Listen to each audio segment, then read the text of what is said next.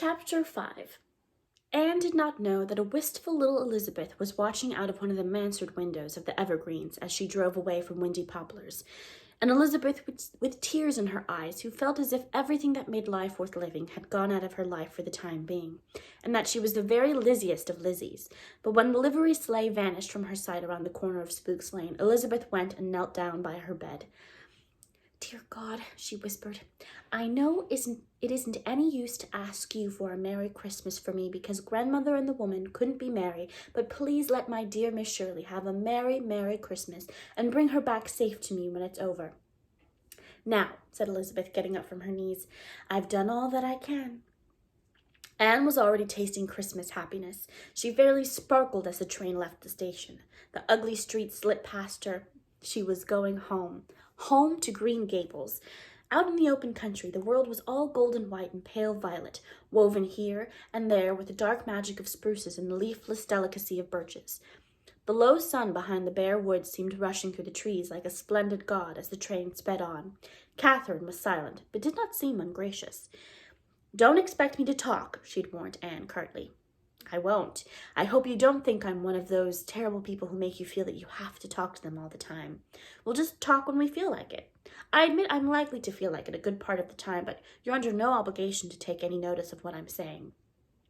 Davy met them at Bright River with a big two-seated sleigh full of furry robes and a bear hug for Anne. The two girls snuggled down in the back seat. The drive from the station to Green Gables had always been a very pleasant part of Anne's weekends home. She always recalled her first drive home from Bright River with Matthew. That had been in spring, and this was December, but everything along the road kept saying to her, "Do you remember?" The snow crisped under the runners, the music of the bells tinkled through the ranks of tall pointed firs, snow-laden. The white way of delight had little festoons of stars tangled in the trees, and on the last hill but one they saw the great gulf, white and mystical under the moon, but not yet icebound. "There's just one spot on this road where I always feel sentimentally I'm home," said Anne. "It's the top of the next hill, where we'll see the lights of Green Gables. I'm just thinking of the supper Marilla will have ready for us. I believe I can smell it here. Oh, it's good, good, good to be home again." At Green Gables, every tree in the yard seemed to welcome her back. Every lighted window was beckoning, and how good Marilla's kitchen smelled as they opened the door. There were hugs and exclamations and laughter. Even Catherine seemed somehow no outsider, but one of them. Mrs. Rachel Lynde had set her cherished parlor lamp on the supper table and lighted it. It was really a hideous thing with a hideous red globe, but what a warm, rosy, becoming light it cast over everything. How warm and friendly were the shadows. How pretty Dora was growing, and Davy really seemed almost a man. There was news to tell. Diana had a small daughter. Josie Pye actually had a young man, and Charlie Sloane was said to be engaged. It was all just as exciting as news of Empire could have been. Mrs. Lynde's new patchwork quilt, just completed, containing 5,000 pieces, was on display and received its meed of praise. "When you come home, Anne," said Davy, "everything seems to come alive." "This is how life should be," purred Dora's kitten. "I've always found it hard to resist the lure of a moonlight night," said Anne after supper. "How about a snowshoe tramp, Mrs. Brooke? I think that I've heard that you snowshoe." "Yes, it's the only thing I can do, but I haven't done it for 6 years," said Catherine with a shrug. Anne rooted out her snowshoes from the garret, and Davy shot over to Orchard Slope to borrow an old pair of Diana's for Catherine. They went through Lover's Lane, full of lovely tree shadows, and across fields where little fir trees fringed the fences, and through woods which were full of secrets they seemed always on point of whispering to you, but never did, and through open glades that were like pools of silver. They did not talk, or want to talk. It was as if they were afraid to talk for fear of spoiling something beautiful. But Anne had never felt so near Katherine Brooke before. By some magic of its own, the winter night had brought them together. Well, almost together, but not quite. When they came out to the main road and a sleigh flashed by, bells ringing, laughter tinkling, both girls gave an involuntary sigh. It seemed to both that they were leaving behind a world that had nothing in common with the one to which they were returning. A world where time was not, which was young, with immortal youth, where souls communed with each other in some medium that needed nothing so crude as words. "It's been wonderful," said Catherine, so obviously to herself that Anne made no response. They went down the road and up the long Green Gables lane, but just before they reached the yard gate, they both paused as by a common impulse, and stood in silence, leaning against the old mossy fence, and looked at the brooding, motherly old house, seen dimly through its veil of trees. how beautiful Green Gables was on a winter night. Below it, the lake of shining waters was locked in ice, patterned around its edges with tree shadows.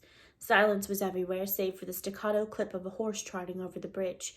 Anne smiled to recall how often she had heard that sound as she lay in her gable room, and pretended to herself that it was the gallop of fairy horses passing in the night. Suddenly another sound broke the stillness.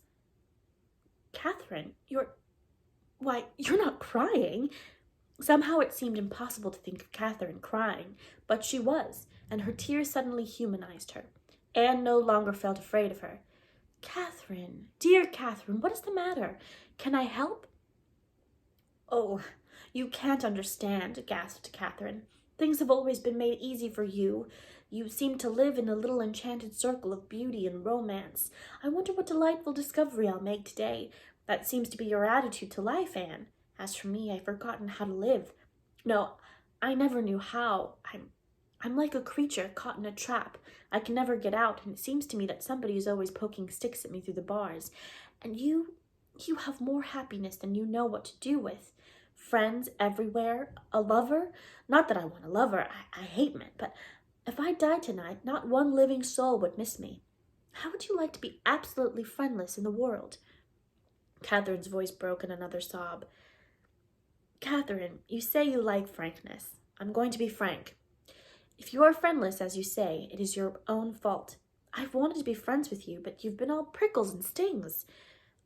"Oh, I know. I know how I hated you when you came first, flaunting your circlet of pearls." "Catherine, I didn't flaunt it." "Oh, I suppose not. That's just my natural hatefulness. But it seemed to flaunt itself. Not that I envied you, your beau. I've never wanted to be married. I saw enough of that with father and mother, but I hated your being over me when you were younger than I. I was glad when the Prinkles made trouble for you. You seemed to have everything I hadn't. Charm, friendship, youth. Youth! I never had anything but starved youth. You know nothing about it. You don't know. You haven't the least idea what it's like not to be wanted by anyone. Anyone." "Oh, haven't I?" cried Anne. In a few poignant sentences, she sketched her childhood before coming to Green Gables. "I wish I'd known that," said Catherine. "It would have made a difference. To me, you seemed one of the favorites of fortune. I've been eating my heart out with envy of you. You got the position I wanted. Oh, I know you're better qualified than I am, but there it was. You're pretty. At least you make people believe you're pretty. My earliest recollection is of someone saying, 'What an ugly child. You come into a room delightfully.' Oh, I remember how you came into school that first morning, but I think the real reason I've hated you so is that you always seemed to have some secret delight, as if every day of life was an adventure. In spite of my hatred, there were times when I acknowledged to myself that you might just have come from some far-off star. Really, Catherine, you take my breath with all these compliments, but you don't hate me any longer, do you? We can be friends now." "I don't know. I've never had a friend of any kind, much less one of anything like my own age. I don't belong anywhere. Never have belonged. I don't think I know how to be a friend. No, I don't hate you any longer. I don't know how I feel about you. Oh, I suppose it's your noted charm beginning to work on me. I only know that I feel I'd like to tell you what my life has been like. I could never have told you if you hadn't told me about your life before you came to Green Gables. I want you to understand what has made me as I am. I don't know why I should want you to understand, but I do. Tell me, Catherine, dear. I do want to understand you. You do know what it is like not to be wanted, I admit, but not what it is like to know that your father and mother don't want you. Mine didn't. They hated me from the moment I was born, and before, and they hated each other. Yes, they did. They quarreled continually, just mean, nagging, petty quarrels. My childhood was a nightmare. They died when I was 7, and I went to live with Uncle Henry's family. They didn't want me either. They all looked down on me because I was living on their charity. I remember all the snubs I got, every one. I can't remember a single kind word. I had to wear my cousin's cast-off clothes. I remember one hat in particular. It made me look like a mushroom, and they made fun of me whenever I put it on. One day I tore it off and threw it in the fire. I had to wear the most awful old tam to church all the rest of the winter. I never even had a dog, and I wanted one so. I had some brains. I longed so for a B.A., but naturally I might just as well have yearned for the moon. However, Uncle Henry agreed to put me through Queen's if I would pay him back when I got at school. He paid my board in a miserable third-rate boarding house where I had a room over the kitchen that was ice-cold in winter and boiling hot in the summer, and full of stale cooking smells in all seasons. And the clothes I had to wear to Queens. But I got my license and I got the second room in Somerset High. The only bit of luck I've ever had. Ever since then, I've been pinching and scrimping to pay Uncle Henry. Not only what he spent putting me through Queens, but what my board through all the years I lived there cost him. I was determined I would not owe him 1 cent. That is why I've boarded with Mrs. Dennis and dressed shabbily. And I've just finished paying him. For the first time in my life, I feel free. But meanwhile, I've developed the wrong way. I know I'm unsocial. I know I can never think of the right thing to say. I know it's my own fault that I'm always neglected and overlooked at social functions. I know I've made being disagreeable into a fine art. I know I'm sarcastic. I know I'm regarded as a tyrant by my pupils. I know they hate me. Do you think it doesn't hurt me to know it? They always look afraid of me. I hate people who look as if they're afraid of me. Oh, Anne. Hate's got to be a disease with me. I do want to be like other people, and I never can now. That is what makes me so bitter. Oh, but you can. Anne put her arm about Katherine. You can put hate out of your mind. Cure yourself of it. Life is only beginning for you now, since at last you're quite free and independent, and you never know what may be around the next bend in the road. I've heard you say that before. I've laughed at your bend in the road, but the trouble is there aren't any bends in my road. I can see it stretching straight out before me to the skyline. Endless monotony. Oh, does life ever frighten you, Anne? With its blankness, its swarms of cold, uninteresting people? No, of course it doesn't. You don't have to go on teaching all the rest of your life, and you seem to find everybody interesting, even that little round red being you call Rebecca Dew. The truth is, I hate teaching, and there's nothing else I can do. A school teacher is simply a slave of time. Oh, I know you like it. I don't see how you can, Anne. I want to travel. It's the one thing I've always longed for. I remember the one and only picture that hung on the wall of my attic room at Uncle Henry's, a faded old print that had been discarded from the other rooms with scorn. It was a picture of palms around a spring in the desert, like a string of camels, with a string of camels marching away in the distance. It literally fascinated me. I've always wanted to go up and find it. I want to see the Southern Cross and the Taj Mahal and the Pillars of Karnak. I want to know, not just believe, that the world is round, and I can never do it on a teacher's salary.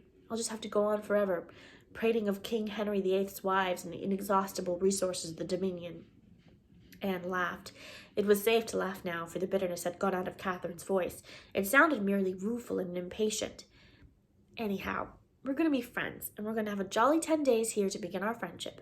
I've always wanted to be friends with you, Katherine. Spelled with a K. I've always felt that underneath all your prickles was something that would make you worthwhile as a friend. So that is what you've really thought of me. I've often wondered.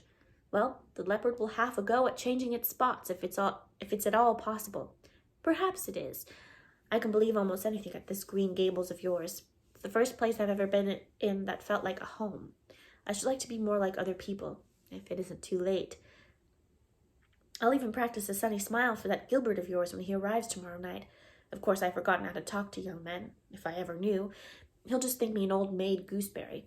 I wonder, when I go to bed tonight, I'll feel furious with myself for pulling off my mask and letting you see into my shivering soul like this. No, you won't. You'll think, I'm glad she's found out I'm human.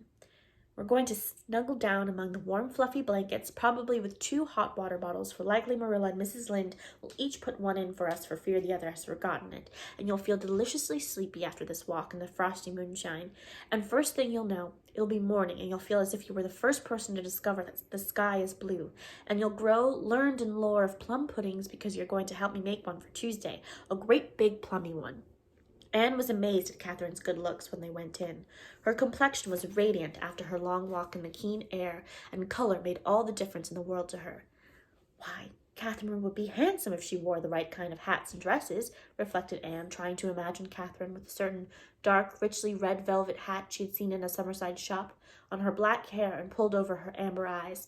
I've simply got to see what can be done about it.